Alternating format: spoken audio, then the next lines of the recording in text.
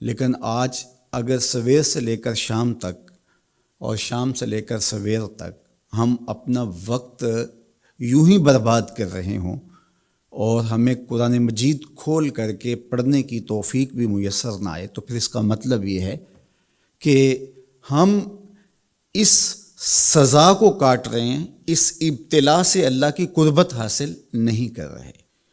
تو قرآن مجید کی تلاوت ہمیں اللہ کی قربت دیتی ہے، بلکہ ایک روایت میں آیا کہ جو شخص قرآن مجید کی تلاوت میں مشغول رہا اور اس مشغولیت کی وجہ سے اس کو دعا مانگنے کا موقع بھی نہ مل سکا، اللہ اس کو دعائیں مانگنے والوں سے زیادہ عطا فرمائے گا، چونکہ وہ اللہ کے کلام کے اندر مصروف ہو گیا۔ تو آج کل فرصت کے لمحات میں ہمیں اپنے بچوں کو بٹھا کر کے بھی ترغیب دینی چاہیے کہ وہ قرآن مجید کی تلاوت کریں، اور خود بھی قرآن مجید کی تلاوت اپنے معمولات میں شامل کرنی چاہیے۔ اور جتنے بھی یہ دن ہمیں میسر ہیں، اپنی روٹین اس حساب سے ہم بنا سکتے ہیں کہ قرآن مجید کے ساتھ ہم جڑ جائیں، اور اس کو اگر مفاہیم و مطالب کے ساتھ پڑھنے کا مزاج ہو اور روزانہ 1 پارہ یا 2 پارہ اس کے مفاہیم کے ساتھ، اس کے مطالب کے ساتھ اگر پڑھنا نصیب ہو جائے، تو پھر قرآن مجید کے پیغام کو سمجھنے کا ہمیں موقع مل جائے گا، چونکہ یہ کتاب ہمارے آقا و مولا حضور ختم المرتبت صلی اللہ علیہ وآلہ وسلم کی وساطت سے ہمارے نام، ہمارے رب کا پیغام ہے، سندیسہ ہے ہمارے رب کا۔ ہمارے رب نے ہمیں کیا کہا ہے ہمیں سمجھنا چاہیے۔ دنیا کے کسی ایسے ملک سے میرے اور آپ کے نام کوئی خط ہو اور اس زبان میں ہو جو زبان میں نہیں جانتا، تو اتنی دیر تک میں چین سے نہیں بیٹھتا، آپ چین سے نہیں بیٹھتے جب تک اس کے مندرجات معلوم نہیں کر لیتے، اس میں خوشی کی خبر ہے یا کوئی غم کا قصہ ہے، یہ خط میرے نام کیا پیغام لے کر آیا ہے۔ تو صاحب یہ قرآن حضور کی معرفت، ہمارے نام، ہمارے رب کا خط ہے، تو ہمیں دیکھنا ہوگا کہ اس کتاب نے ہمیں کیا پیغام دیا ہے، اس کتاب کا حکم نامہ ہمارے نام کیا ہے، اور پھر ہم اس کتاب کو اپنی زندگی میں اتار کر کے اپنے شب و روز کے اندر شامل کر کے اس کی تعلیمات کو ایک پاکیزہ اور ستھرے مسلمان بن کے ابھر سکتے ہیں۔ تو اس موقع سے بھرپور فائدہ ہمیں حاصل کرنا چاہیے، اس کی تلاوت بھی کریں۔ خالی تلاوت بھی قرآن مجید کی تمہیں محرومیوں سے نکالے گی۔ ہمارے اوپر جو بیماریاں آتی ہیں، جو مصائب آتے ہیں، جو تکلیفیں آتی ہیں، وہ 2 طرح کی ہوتی ہیں۔ ایک تکلیفیں تو وہ ہیں جو ہمارے ان اعمال کا نتیجہ ہوتی ہیں جو ہم شب و روز کرتے ہیں۔ بیماریوں کا آنا ہماری بد پرہیزیوں کا نتیجہ ہے، وقت پہ سونا نہ، معمولات زندگی کا درست نہ ہونا،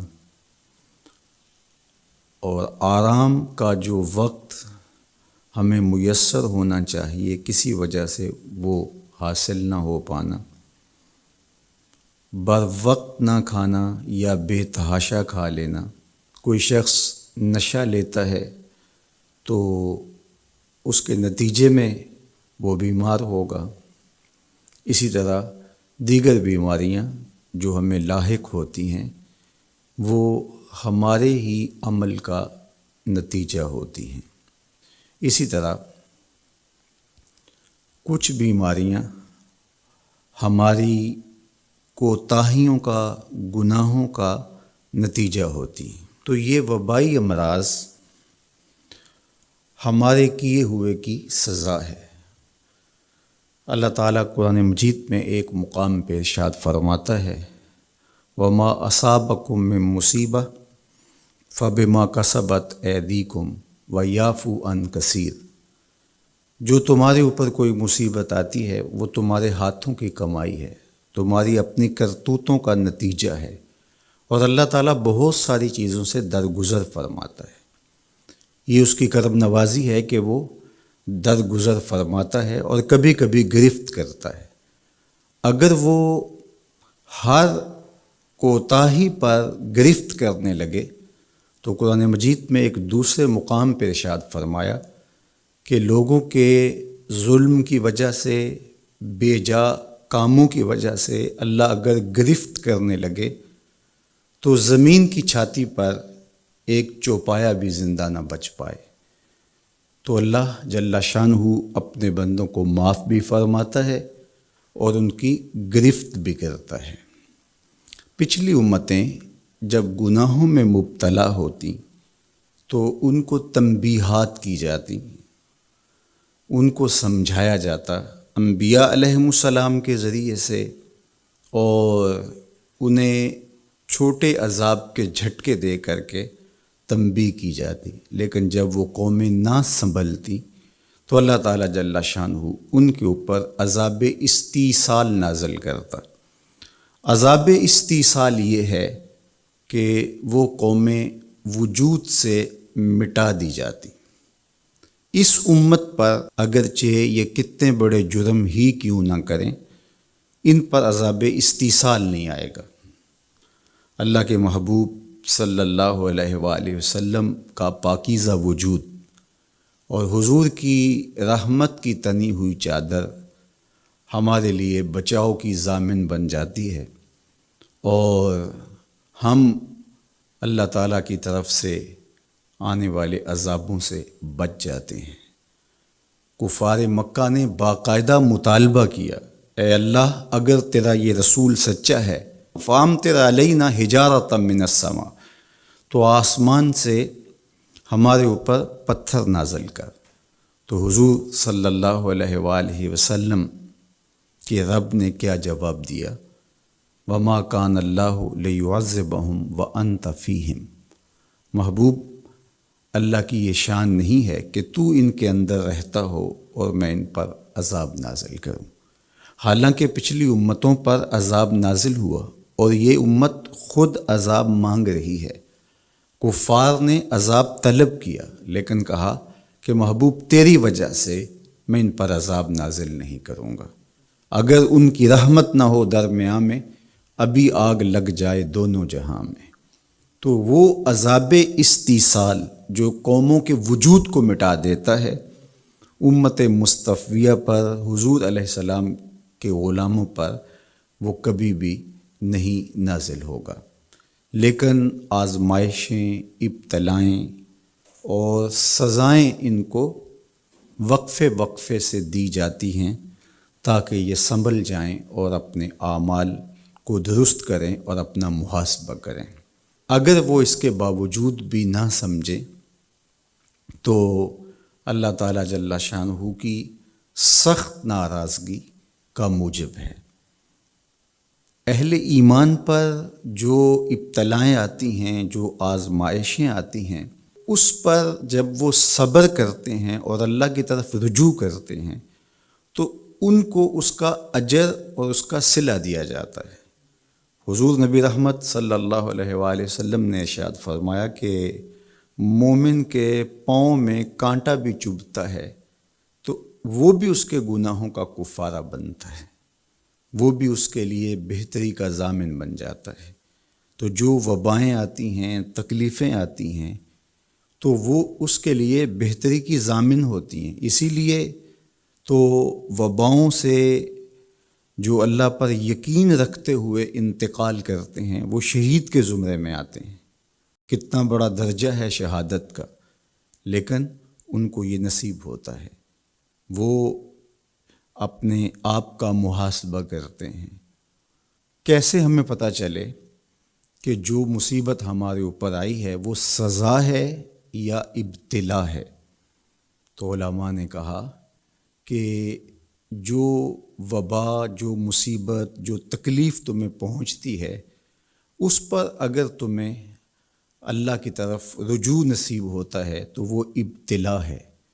اس سے تمہارے درجے بلند ہوں گے، تمہارے گناہ مٹیں گے۔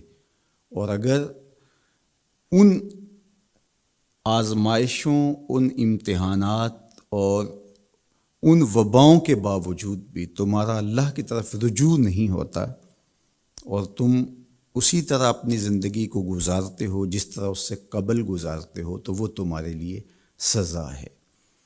تو مجھے اور آپ کو اس موقع پر دیکھنا ہوگا کہ ہم کس مرحلے سے گزر رہے ہیں، ہماری کیفیت باطن کیا ہے، کیا یہ خوف و ہراس کا عالم اور یہ وبائی امراض اور اس وقت پوری دنیا کے اوپر جو کیفیت ہے وہ ہمارے لیے اللہ کی قربت کا سبب بن رہی ہے، رجوع اللہ کا ذریعہ بن رہی ہے، توبہ و استغفار کا سبب بن رہی ہے، ہم اللہ تعالیٰ جل شانہ کی قربت حاصل کرنے کے لیے کوشاں ہو گئے ہیں، یا کہ ہمارے رویے، ہمارا طرز زندگی اور ہمارا انداز معاشرت بالکل تبدیل نہیں ہوا اور ہم جس طرح کی زندگی پہلے گزار رہے تھے اس طرح کی ہی زندگی بسر کر رہے ہیں، تو پھر یہ ہمارے لیے سزا ہے، ورنہ ہمارے لیے ابتلا ہے، آزمائش ہے، امتحان ہے، اور ہم اس میں اللہ کی قربت کے ذریعے سے اللہ کی پناہ میں آ کے سرخرو ہو رہے ہیں، کامیاب اور بامراد ہو رہے ہیں۔ یہاں ہمیں دیکھنا ہوگا کہ اس وقت سسکتی انسانیت کے لیے ہمارا رویہ کیا ہے۔ کیا ہم نے اشیاء خورد و نوش سے لے کر کے ضروری ادویات تک اور انسانی ضرورت کے لیے اس وبا سے بچنے کے لیے جو ماسک پہنا جاتا ہے اس کو حصول زر کا ذریعہ بنایا، یا کہ ہم انسانیت کی خدمت کے لیے اس وقت میدان عمل میں موجود ہیں؟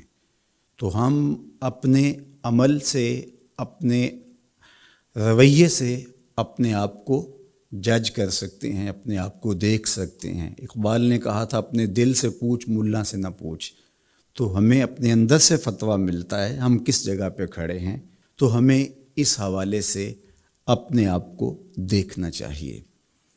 اللہ تعالیٰ جل شانہ نے ہمیں اس ابتلا میں، اس آزمائش میں مبتلا کیا ہے، تو اس میں اس کی حکمت بالغہ کیا ہے ہم نہیں جانتے، لیکن ہم اس کی طرف ہی رجوع کر کے، اس کے حضور عجز کر کے، اپنے گناہوں کی معافی مانگتے ہوئے کثرت استغفار کے ذریعے سے اس میں کامیاب اور سرخرو ہونے کی کوشش کریں۔ اللہ جل شانہ کے محبوب علیہ السلام نے ہمیں مشکلات سے صبر کے دامن کو تھام کر گزرنے کی تلقین کی ہے، اور صبر اجر کا ضامن بنتا ہے، اور اگر بے صبری کے ذریعے سے اور واویلے کے ذریعے سے ہم وقت گزارتے ہیں تو تکلیف تو اس سے کم نہیں ہوتی، لیکن اجر برباد کر بیٹھتے ہیں۔ ہمیں ایسی مشکل گھڑیوں میں صدقہ و خیرات کے ذریعے سے اللہ کی قربت اختیار کرنے کا حکم دیا گیا۔ فرمایا گیا داؤ مرداکم بالصدقہ، اپنے مریضوں کا علاج صدقے سے کرو، تمہارے امراض کا علاج صدقے میں چھپا ہوا ہے۔ جب تم صدقہ کرتے ہو تو مشکلیں ٹلتی ہیں، تکلیفیں دور ہوتی ہیں، اور پھر تضرع کے ساتھ، زاری کے ساتھ، دعاؤں کے ساتھ، التجاؤں کے ساتھ اللہ کے حضور پیش ہو جاؤ۔ تم امتحان گاہ میں کھڑے ہو، وَاسْتَقْبِلُوا امواج البلا بالدعاء والتضرع، فرمایا کہ بلاؤں اور آزمائشوں کی موجیں جب تمہاری طرف بڑھ رہی ہوں تو تم تضرع اور زاری کے ساتھ اللہ کی مدد اور اللہ کی پناہ لے لو، اور جب تم اس کی پناہ میں آ جاؤ گے تو پھر تکلیفیں تمہارا کچھ نہیں بگاڑ سکتی، تمہارے درجے بلند ہوں گے اور تمہاری خطاؤں سے اللہ درگزر فرمائے گا، اور تمہارے لیے راحتوں کے، کرم نوازیوں کے در کشادہ ہوں گے۔